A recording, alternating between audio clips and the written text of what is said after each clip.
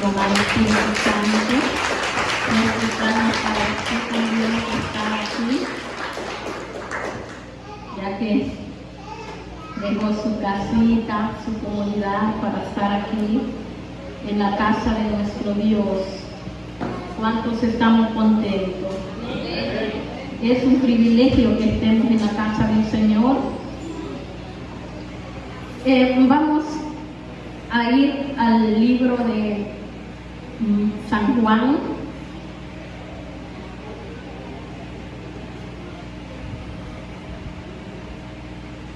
San Juan 4.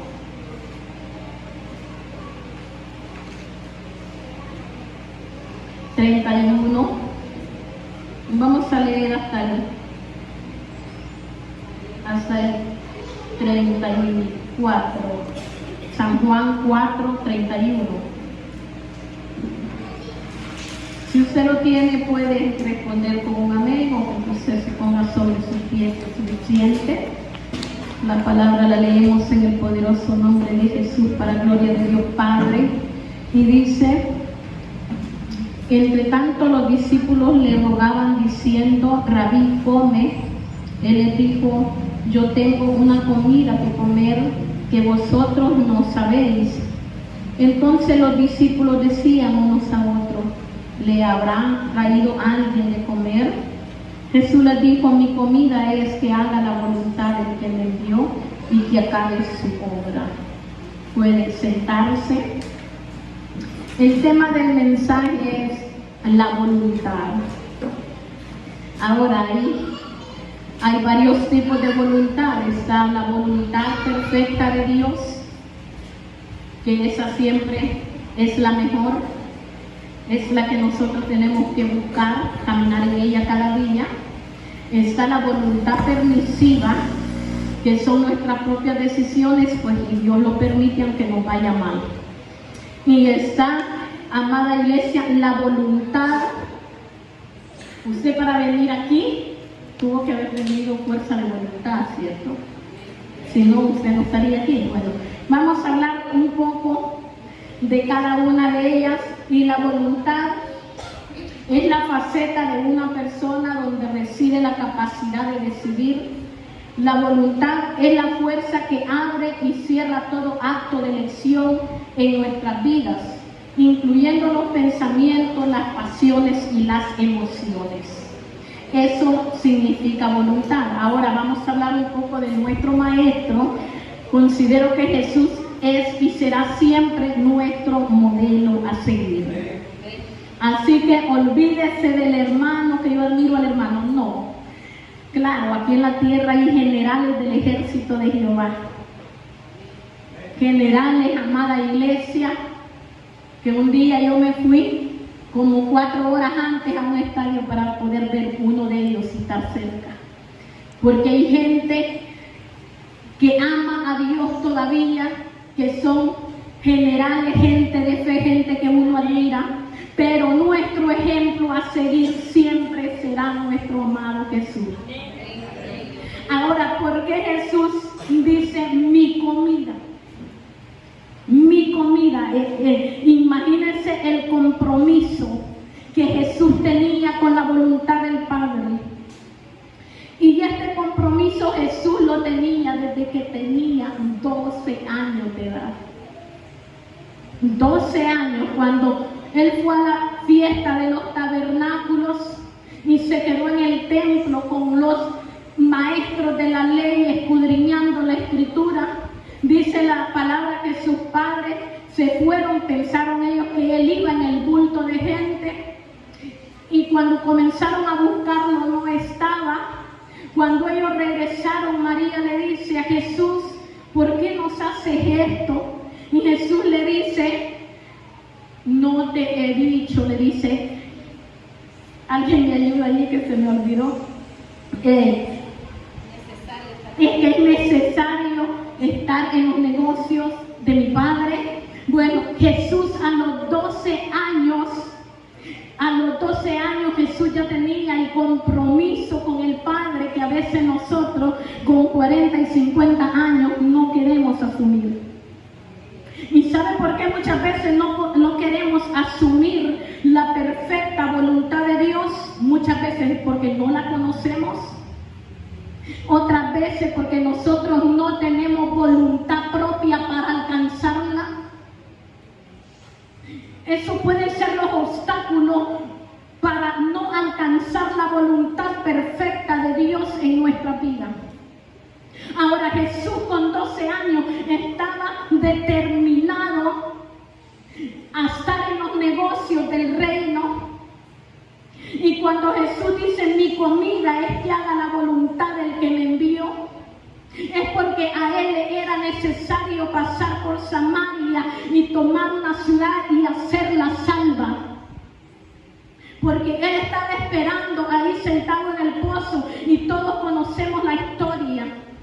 Ahora, ¿cuál es la comida de nosotros? ¿Qué es lo que nos sostiene? ¿Qué es lo que nos impulsa? ¿Qué es lo que nos mantiene en este camino?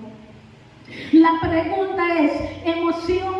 Hay mucha gente que viene a la iglesia porque se emocionó. También hay mucha gente que visita las congregaciones por un pasatiempo y encontramos muchas cosas que dan la razón porque una gente se congrega. Algunos jóvenes dirán, no, es que a mí mis padres me llevan. Podemos encontrar esa razón, pero a Jesús lo que lo mantenía era el compromiso con el Padre. Jesús dijo, mi comida. O sea, a mí no me interesa si ustedes me traen comida terrenal. A mí lo que me mantiene es hacer la voluntad del que me envió. Esta voluntad me mantiene con vida. Esta voluntad me mantiene activo. Esta voluntad es la que me mantiene.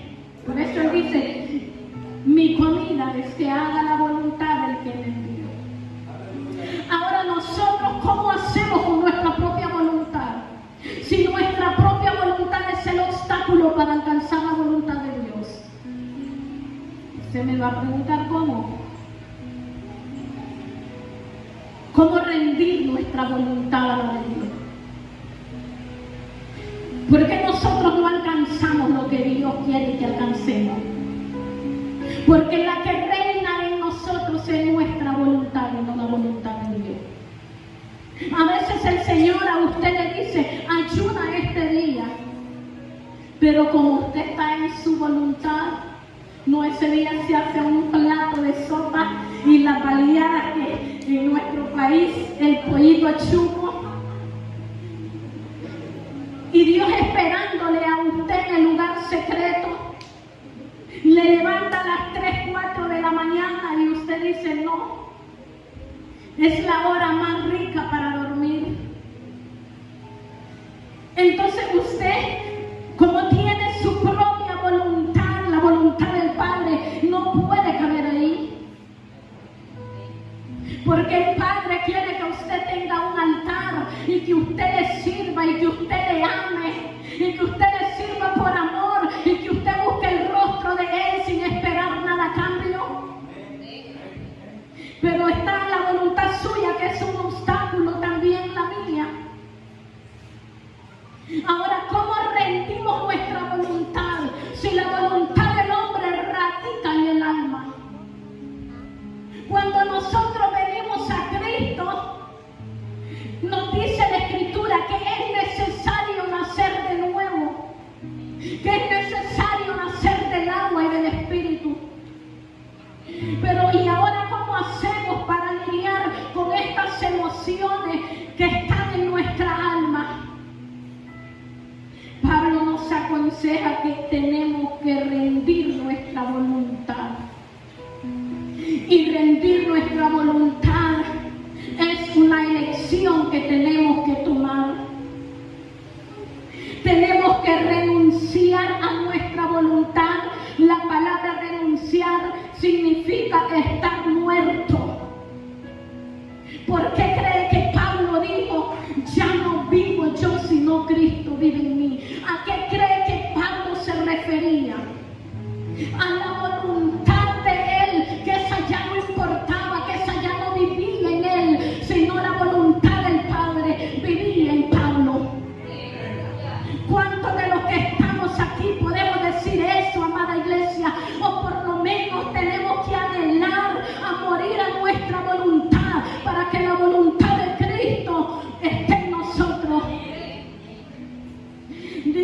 el apóstol Pablo: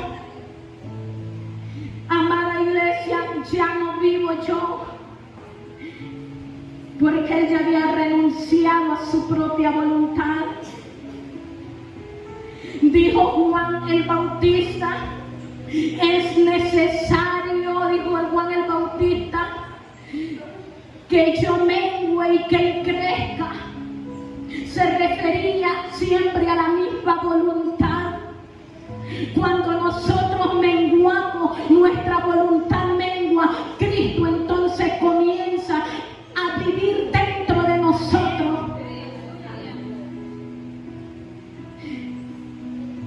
Ahora, ¿cómo estamos viviendo nosotros hoy en los últimos tiempos?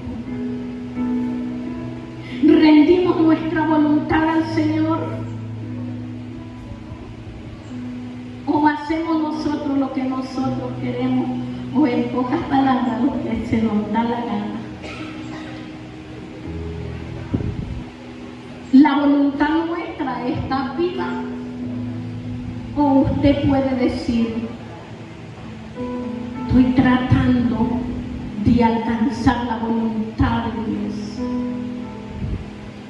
Si nuestro maestro dijo: mi comida es que haga la voluntad del que me envió, Jesús estaba diciendo: estoy muerto a mi voluntad. ¿Ya renunció usted?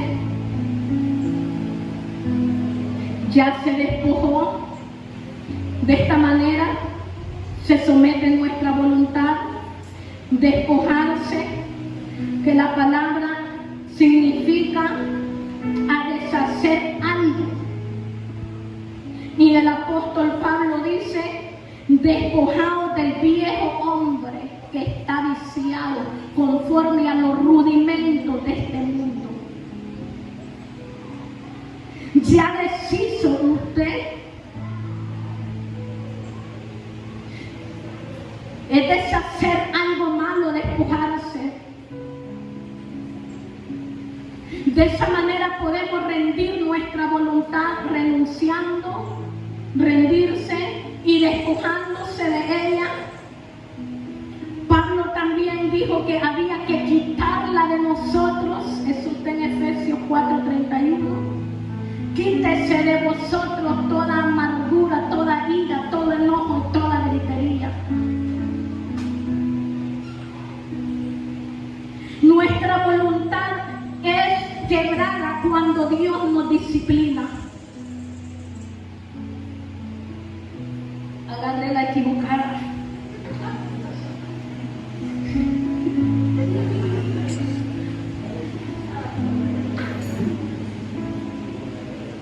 Ahora nuestra voluntad es quebrada, porque se puede quebrar cuando Dios nos disciplina. Ahora, ¿cómo son las maneras o las formas de Dios disciplinarnos? El Señor nos hace pasar por momentos duros, nos tritura con circunstancias dolorosas que Dios permite en nuestra vida, las cuales Dios utiliza para enseñarnos su voluntad. ¿Cuántos de los que estamos aquí hemos pasado cosas duras y no hemos entendido que es Dios disciplinándonos y acercándonos para que nosotros conozcamos su voluntad? A eso se le llama trituración. Usted sabía que el aceite y el mejor vino, para que sea el mejor vino, hay que triturarlo, y triturarlo de una manera artesanal para que no se amargue. Con los pies se tritura la uva.